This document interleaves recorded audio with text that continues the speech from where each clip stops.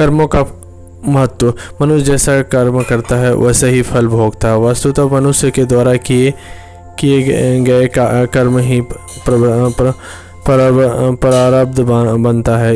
इसे यूँ समझे कि किसान जो बीज खेत में बोता है उसे ही फसल के रूप में वह बाद में काटता है।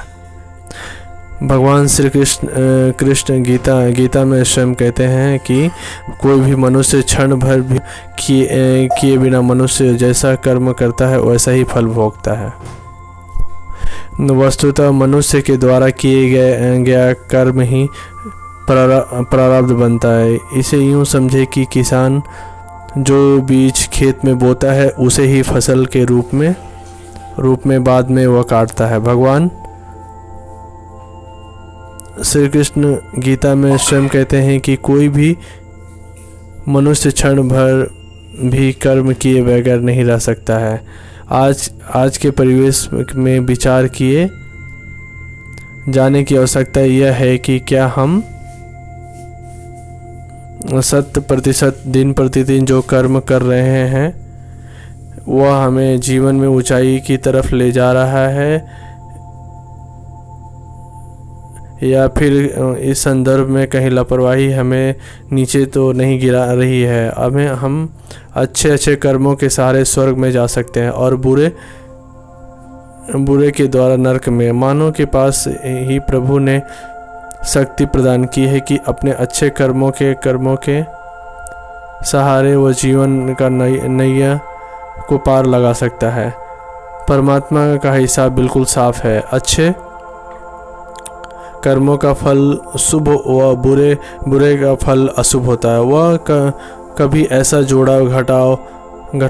घटना नहीं करता है कि अच्छे कर्मों में से बुरे का फल निकालकर फल दे। जो जैसा करता है उसे वैसा ही भोगना पड़ता है। यदि ऐसा नहीं होता तो श्री राम भगवान होकर पिता दशरथ को बचा लेते और श्री कृष्ण अभिमन्यु को बचा लेते, पर ऐसा नहीं हुआ क्योंकि सबको अपने किए हुए शुभ या अशुभ कर्मों का फल अवश्य भोगना पड़ता है। अच्छे फल की प्राप्ति के लिए हमें अच्छे कर्मों को करने के लिए